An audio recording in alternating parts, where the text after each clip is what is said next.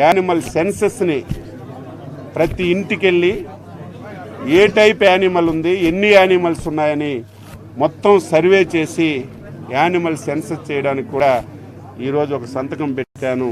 ఈ 6 సంతకాలతో నా శాఖలో పరిపాలన ప్రారంభించాను. ఈ శాఖలో చాలా సమస్యలు ఉన్నాయి. ఈ శాఖని సక్రమంగా మనం ఉపయోగించుకోగలిగితే, ఈ శాఖని సమర్థవంతంగా మనం ముందుకు తీసుకెళ్ళగలిగితే రాష్ట్ర జీడిపిలో అంటే రాష్ట్ర ఆర్థికంగా బలపడడానికి 35% ఈ శాఖ ద్వారా వస్తుంది. కానీ గత 5 సంవత్సరాలు ఈ శాఖను పూర్తిగా నిర్వీర్యం చేశారు.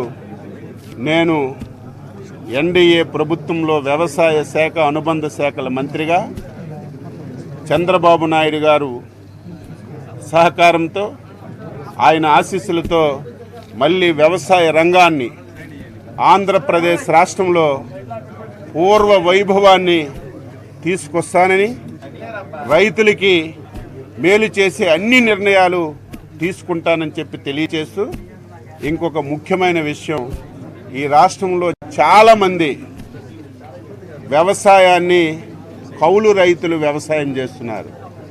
కౌలు రైతులకి గత 5 సంవత్సరాలు పట్టించుకున్న దాఖలాలు లేవు. మళ్ళీ కౌలు రైతులకు మాటిస్తున్నాను.